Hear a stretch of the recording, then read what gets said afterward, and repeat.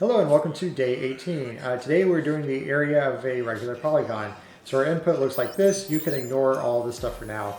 So basically we're going to dig a trench. We're going to go right 6, down 5, left 2, so on, and then get to the end. It is a regular polygon. This will close the loop back at the last step, and it's not going to intersect itself or anything. So we want to know the area of this trench as a 1 meter by 1 meter trench, and the interior area of the polygon as well. So the first part I decided to just do it the naive way, just for fun.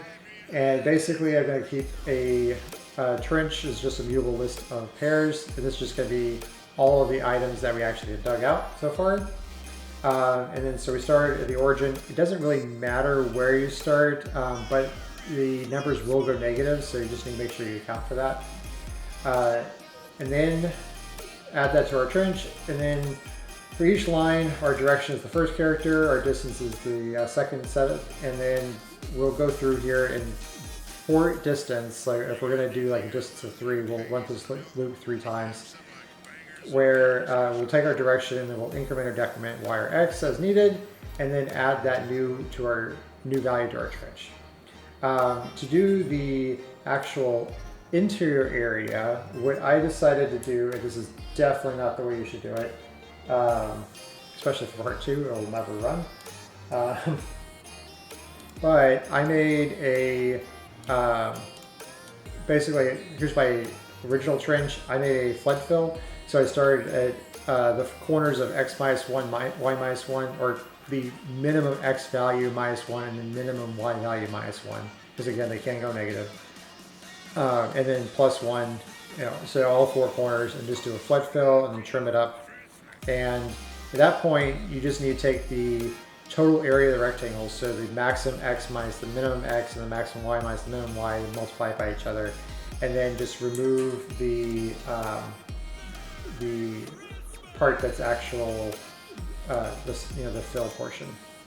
So pretty easy, but a little slow. It takes maybe 20-30 seconds or so, and definitely will not work for part 2.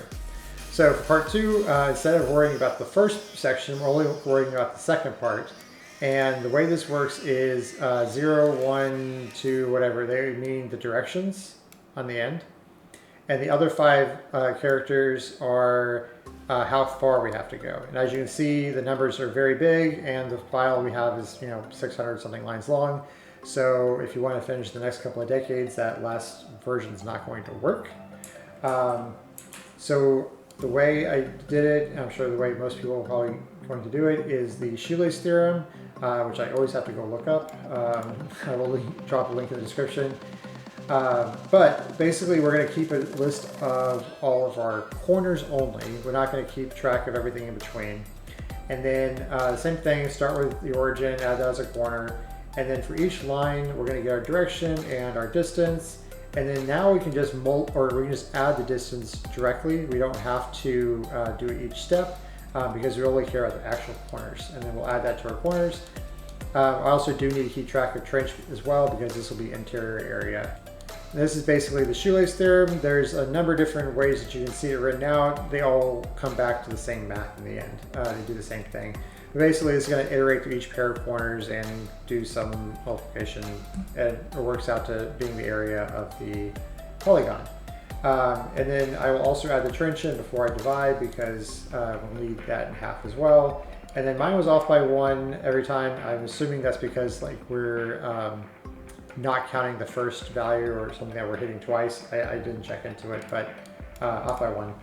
And doing the shoelace is way faster. So yeah, 3 seconds or milliseconds. So anyway, if you got any questions, hit me up in the comments. The news code will be on the GitHub, and other than that, I'll see you tomorrow.